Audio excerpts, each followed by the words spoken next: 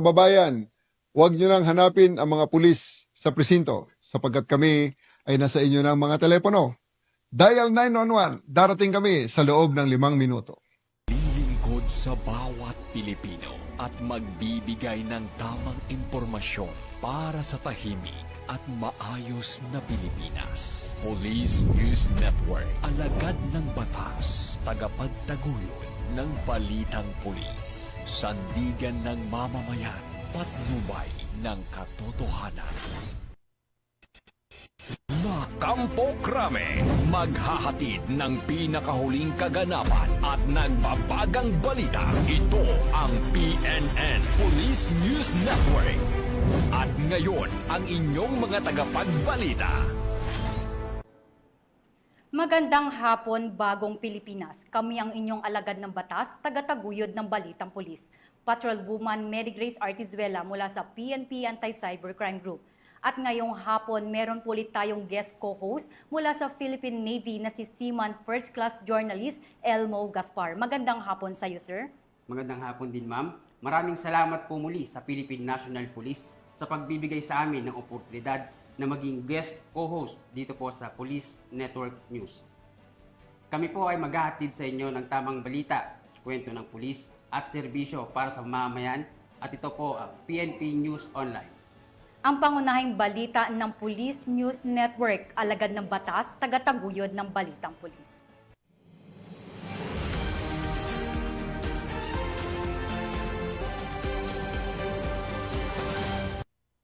Narito ang mga balitang dapat niyong abangan.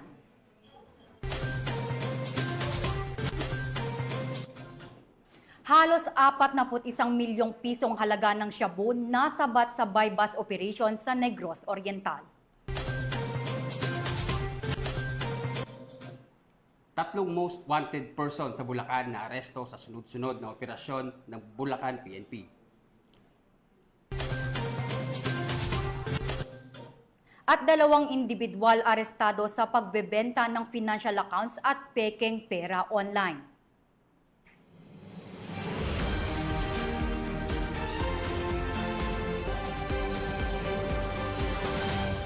Narito ang mga balitang hatid ng ating PNN correspondents mula sa iba't ibang panig ng bansa.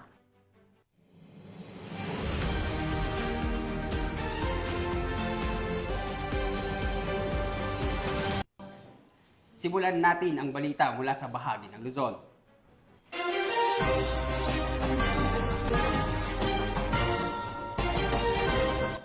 Sunod-sunod ang pagkakahuli ng 3 individual na kabilang sa listahan ng most wanted persons sa lalawigan ng Bulacan matapos ang serye ng hiwalay na operasyon na isinagawa ng pulisya sa magkakaibang bayan.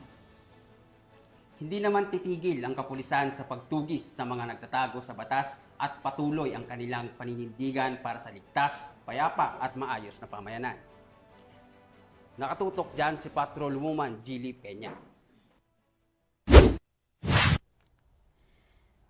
Wala nang lusot ang 3 individual na tinaguriang most wanted person ng lalawigan matapos masakote ng Bulacan Police Provincial Office sa magkakahiwalay ngunit mabilisang manhunt operation sa iba't ibang bayan ng Bulacan nito lamang nakaraang araw. Sa ulat mula sa tanggapan ni Police Colonel Angel L. Garciliano, Acting Provincial Director ng Bulacan PPO, ang matagumpay na operasyon ay bahagi ng pinaigting na kampanya ng kapulisan laban sa kriminalidad sa ilalim ng direktiba ni Police Brigadier General Ponce Rogelio I. Peñones Jr., Regional Director ng Police Regional Office 3.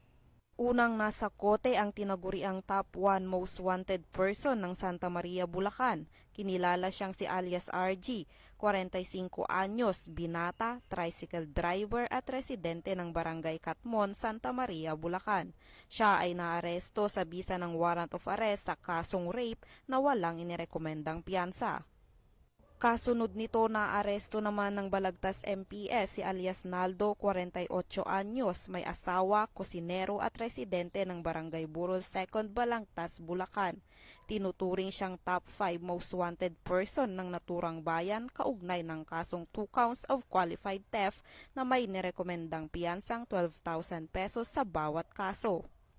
Samantala sa Norzagaray, Bulacan, natuntun ng tracker team si alias Alvin, 33 anyos, binata, construction worker at kabilang sa top 10 most wanted person sa municipal level. Batay sa warrant of arrest na inilabas ng Municipal Trial Court, 3rd Judicial Region Angat, Bulacan para sa kasong pagnanakaw o theft na may nirekomendang piyansang 30,000 pesos. Ang lahat ng naaresto ay pansamantalang nasa kustodiya ng kanilang arresting units para sa kaukulang dokumentasyon at inisyal na proseso bago i-turn over sa mga kinauukulang korte. Patuloy ang paalala ng Bulacan PNP sa publiko na makiisa sa kampanya kontra kriminalidad sa pamamagitan ng pagbibigay ng impormasyon sa mga kinaukulang otoridad. Mula dito sa Police Regional Office 3, ako ang inyong PNN Correspondent, Patrolwoman Jilly Advincula Peña, alagad ng batas, tagataguyod ng balitang pulis. Maraming salamat, Patrolwoman Peña. 2 individual ang arestado sa Cubao, Quezon City sa isinagawang entrapment operation ng Quezon City District Anti-Cybercrime Team dahil sa pagbebenta ng financial accounts at pekeng pera online. Yan ang balitang aking tinutukan. Nasa kote sa Cubao, Quezon City ang 2 individual na sangkot sa pagbebenta ng financial accounts at pekeng pera online. Sa pinaigting na cyber patrolling, natuntun ng mga tauhan ng Quezon City District Anti-Cybercrime Team ang post ng isa sa mga suspect na nag-aalok ng debit card sa halagang 3,500 piso. Sa pakikipag-ugnayan sa mga suspect, napag-alaman na nagbebenta din sila ng mga pekeng pera na naging daan upang maisagawa ang isang entrapment operation. Nasabat mula sa kanila ang 56 na piraso ng pekeng 1,000 peso bills at isang debit card. Kinasuhan ang mga suspect sa paglabag sa Anti-Financial Accounts Scamming Act at illegal possession and use of false treasury or banknotes and other instruments of credit na may kaugnayan sa Cybercrime Prevention Act of 2012. Kami po mula sa Quezon City District Anti-Cybercrime Team ay muling nagpapaalala sa lahat ng ating mga kababayan, sa mga tagapanood at tagapakinig na ang pagbili o pagbibenta ng anumang klaseng financial account ay mariing pinagbabawal sa ating saligang batas.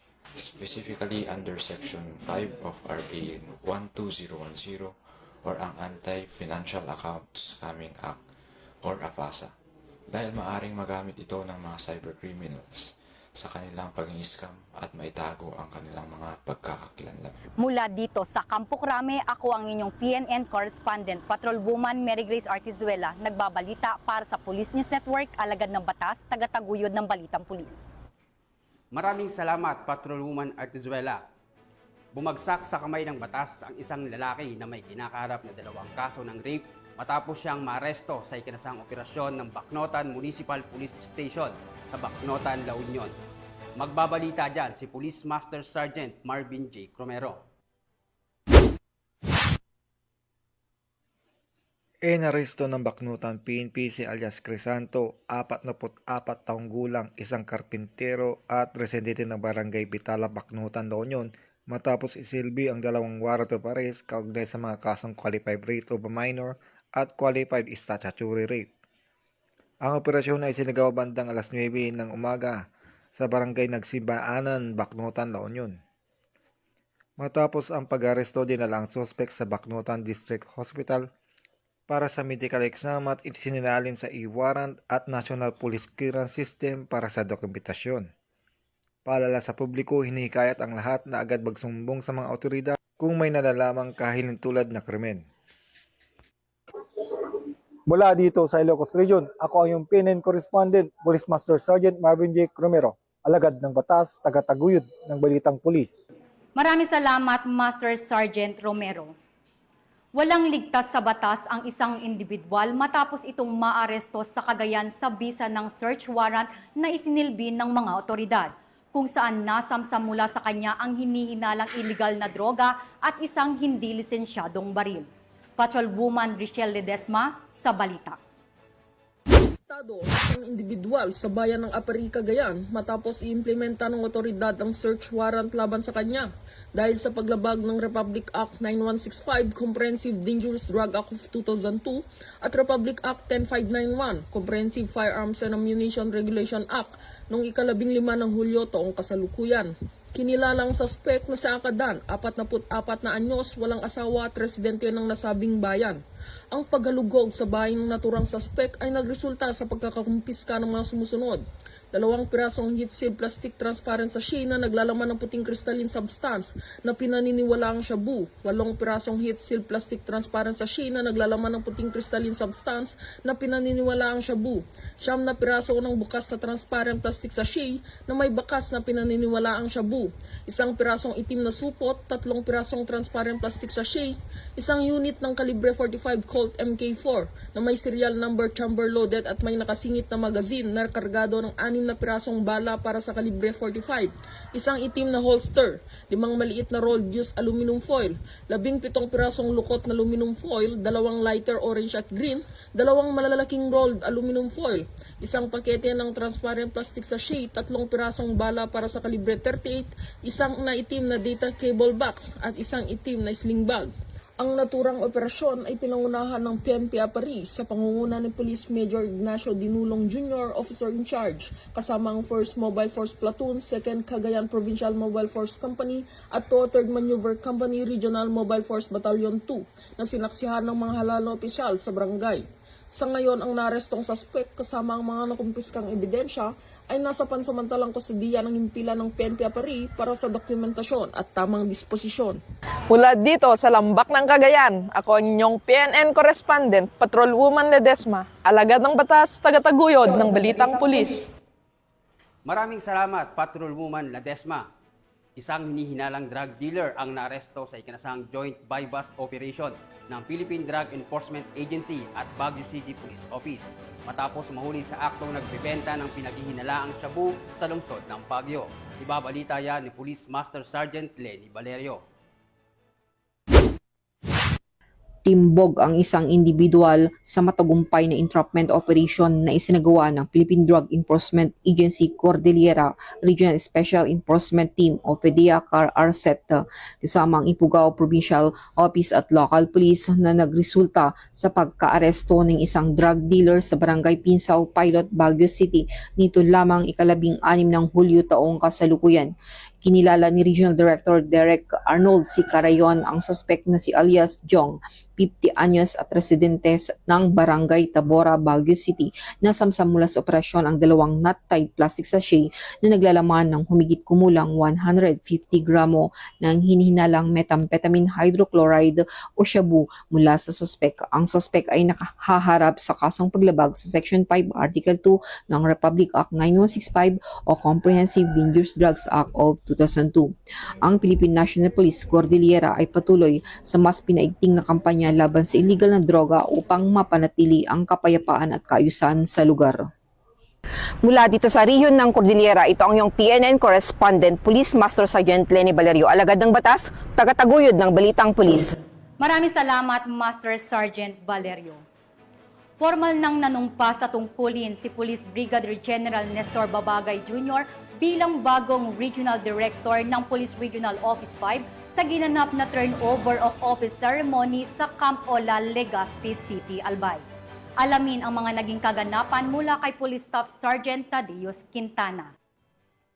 Na nagawa ang turnover and assumption of office ceremony sa Camp Simeon A. Olal, Legazpi City, kung saan formal na umupo si Police Brigadier General Nestor Babagay Jr.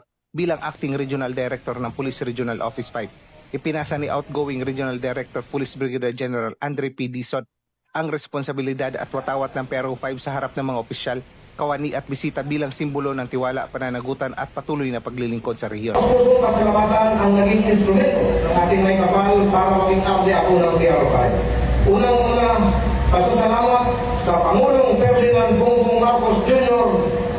Ganon din sa ating dating DILG Secretary Binhar Avalos at sa kasalukuyang Secretary Janvit Rimulya.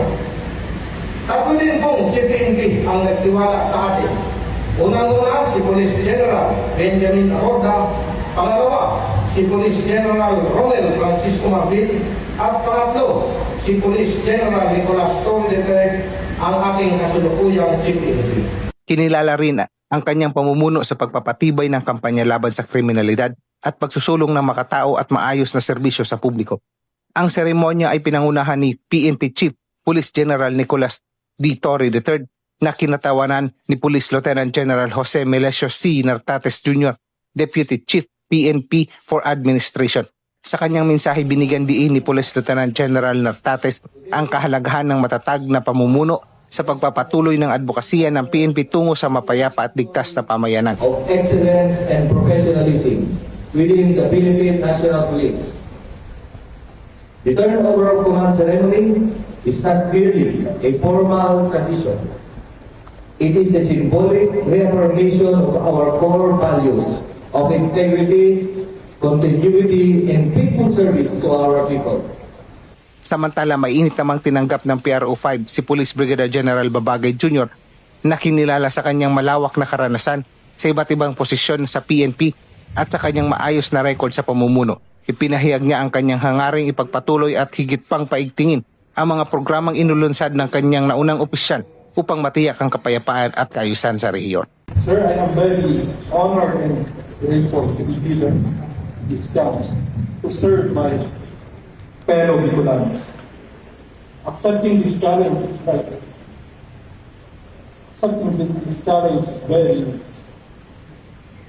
challenging. An attestation that I can do more than what is required. To serve my countrymen, to keep them safe and secure. With this responsibility vested upon me, I am pledging to uphold my position with integrity and compassionate service to the public. Mula dito sa Legazpi City, Albay, ako ang PNN Correspondent, Police Staff Sergeant Quintana, alagad ng batas, tagataguyod ng Balitang Pulis. Maraming salamat, Patrolwoman Quintana. Tunghayan naman natin ang mga balita mula sa Visayas.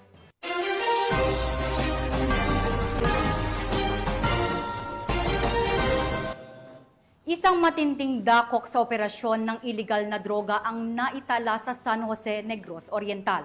Matapos masabat ng kapulisan ang halos 41 milyong pisong halaga ng hinihinalang shabu mula sa isang high-value individual sa ikinasang buy-bust operation sa naturang lugar. Tinitiyak naman ng PNP na magpapatuloy ang agresibong kampanya laban sa iligal na droga, katuwang ang komunidad upang mapanatili ang kapayapaan at kaayusan sa buong bansa. Patrolwoman Flora May Azares, ibalita mo.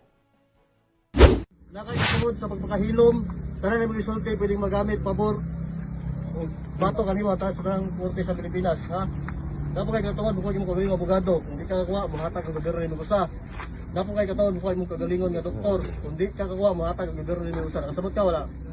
Nasabat ng Negros Oriental PNP ang halos 41 milyong halaga ng hinihinalang shabu mula sa isang high-value individual sa isinagawang buy-bust operation sa Purok 5, Barangay Santo Niño, San Jose, Negros Oriental noong ika-15 ng Hulyo ng taong kasalukuyan.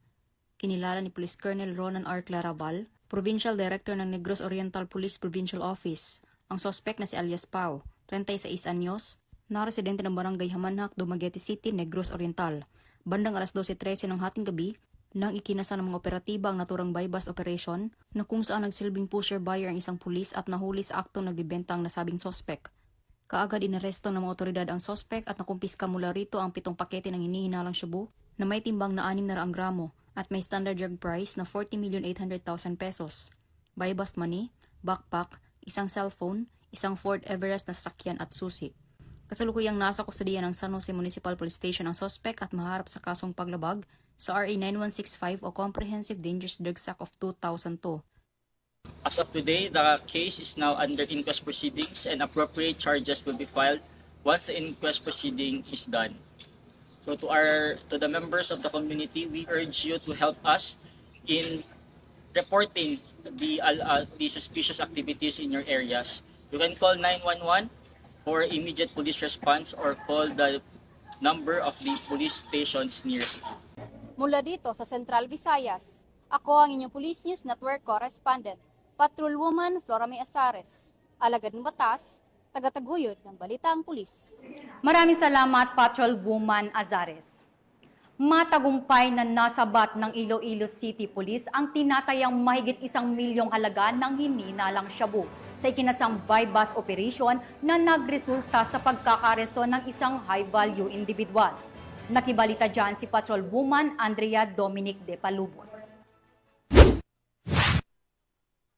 Umabot sa 1,020,000 pisong halaga ng hinihinalang shabu ang nasabat sa isinagawang drug buy-bust operation ng mga operatiba ng City Drug Enforcement Unit 6 sa Barangay San Isidro, Haro, Iloilo, nito lamang ika-16 ng Hulyo taong kasalukuyan. Ayon kay Police Captain Roque Jimeno III, Officer in Charge ng City Drug Enforcement Unit, matagal nang minamanmanan ng kanilang unit ang pangunahing suspect na si alias JM, 48 taong gulang na residente ng Halandoni, Estati, Lapus at naitalagang high-value individual. Ayon sa ulat, ginagamit umano ni alias JM ang kanyang taxi bilang tago-tagong transportasyon sa paghahatid at pagkuha ng iligal na droga sa lungsod. Kasama ni alias JM na nadakip sina alias Kyle, 18 taong gulang at alias Benji, 42 taong gulang, pawang mga residente ng Habitat San Isidro, Haro. Ayon sa investigasyon, si alias Benji ang siyang tumatayong distributor sa lugar, habang si alias Kyle naman ay nagsisilbing lookout sa mga aktibidad. Nakumpiska mula sa mga sospek ang 5 heat-sealed plastic sachet at 3 malalaking pakete ng hinihinalang shabu na may kabuuang timbang na humigit kumulang 150 gramo. Kasalukuyang nasa kustodiya na ng pulisya ang 3 sospek at sasampahan ng kasong paglabag sa Republic Act 9165 o ang Comprehensive Dangerous Drugs Act of 2002. Ang matagumpay na operasyon ay bahagi ng mas pinaigting na kampanya ng Police Regional Office 6 na protektahan ang mga komunidad laban sa banta ng droga at wakasan ang mga network ng distribusyon sa rehiyon. Patuloy na nananawagan ang Philippine National Police sa publiko na makipagtulungan sa mga otoridad sa pamamagitan ng pag-uulat ng anumang kahina-hinalang aktibidad tungo sa mas ligtas at drug-free na komunidad. Dahil sa bagong Pilipinas, ang gusto ng pulis, ligtas ka. Mula dito sa Police Regional Office 6, ako ang inyong Police News Network Correspondent, Patrolwoman Andrea Dominic de Palubos, alagad ng batas, tagataguyod ng balitang pulis. Maraming salamat, Patrolwoman de Palubos. Narito naman ang mga balita mula sa bahagi ng Mindanao.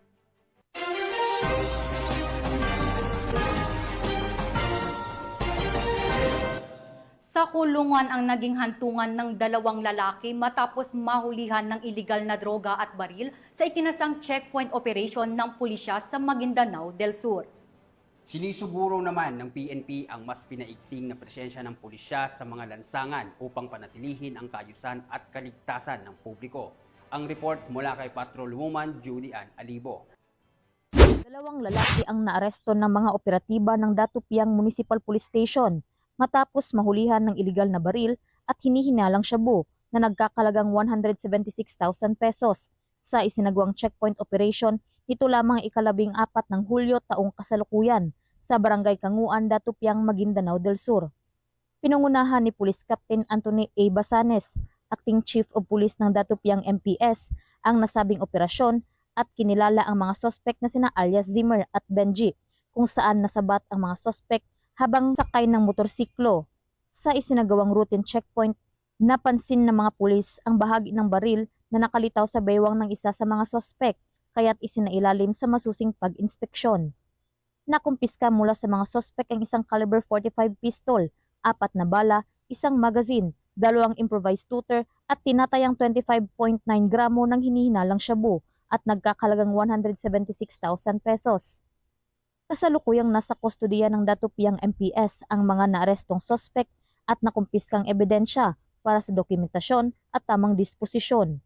At mahaharap sa kasong paglabag sa Republic Act 9165 o ang Comprehensive Dangerous Drugs Act of 2002 at Republic Act 10591 o ang Comprehensive Firearms and Ammunition Regulation Act.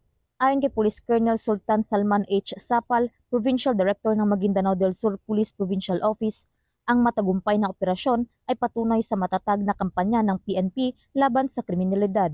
Mula rito sa Police Provincial Office ng Maguindanao del Sur, ako ang inyong PNN correspondent, Patrolwoman Julian Alibo, alagad ng batas, tagataguyod ng Balitang Pulis. Maraming salamat, Patrolwoman Alibo. Nahuli sa akto ang isang mag-live-in partner sa ikinasang bypass operation ng mga operatiba ng Villanueva Municipal Police Station sa Misamis Oriental matapos mahuling sangkot na nagbebenta ng hinihinalang shabu. Nakatutok dyan si Patrolwoman Riza Zahonya. Arestado ang dalawang individual sa ikinasang bypass operation ng mga operatiba ng Villanueva Municipal Police Station sa Barangay San Martin, Villanueva, Misamis Oriental. Kinilala ni Police Major Princess Bergado, officer in charge ng Villanueva Municipal Police Station, ang mga suspect na sina alias Julie, babae, 23 anyos, at alias PJ, lalaki, 35 anyos, mag-live-in partner at residente ng nasabing lugar.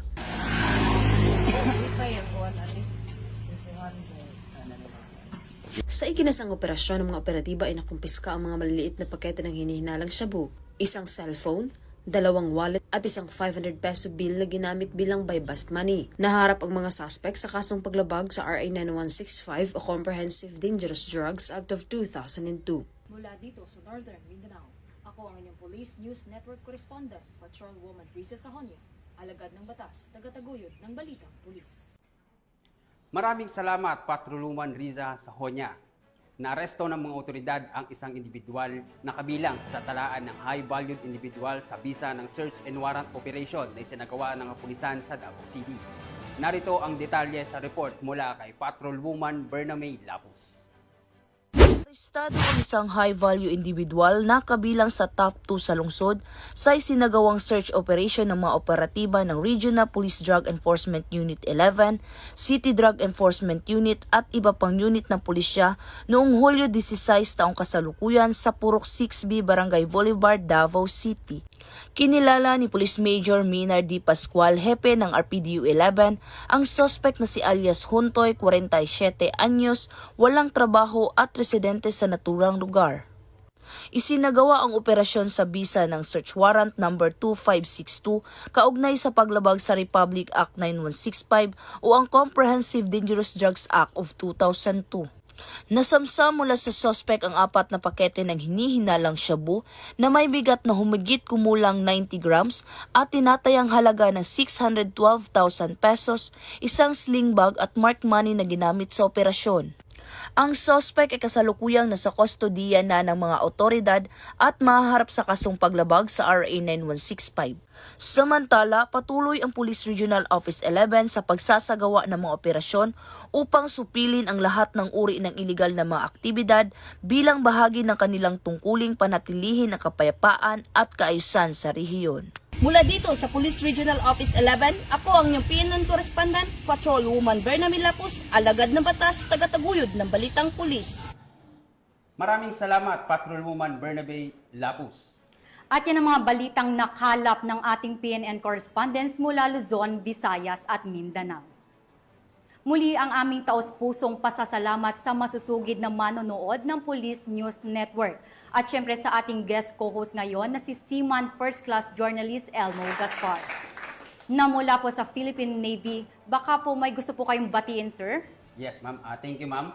Syempre, binabati ko po ang aming Flag Officer in Command, Philippine Navy, Vice Admiral Jose Ma Ambroso Espeleta, Philippine Navy, ang aming Group Commander, Civil Military Operations Group, Philippine Navy, Captain Gregory Gerald B. Pabic, Philippine Navy General Staff Corps, Deputy Commander Simug PL, Colonel Nilo Hapson, Philippine Navy Marines General Staff Corps, at sa aming Acting Chief of Staff at Commandant ng CMO School, Commander Lady Chatterley Alvaro Simbeling, Philippine Navy, at sa lahat ng bumubuo ng CMO School, at sa lahat po ng estudyante ng Journalist Advanced Specialization Course Class 03-25. Isang magandang hapon po sa inyo lahat.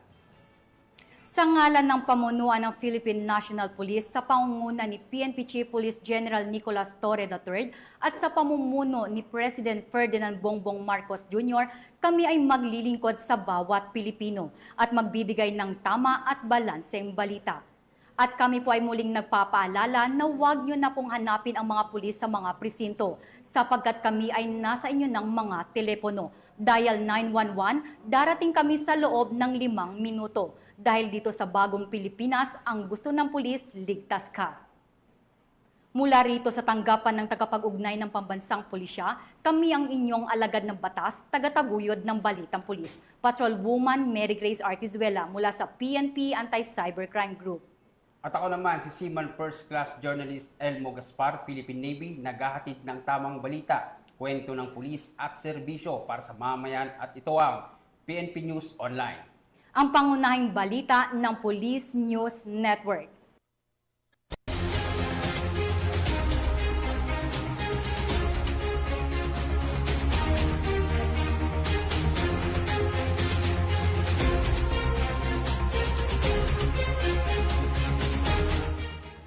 Police News Network, alagad ng batas, tagapagtaguyod ng balitang pulis.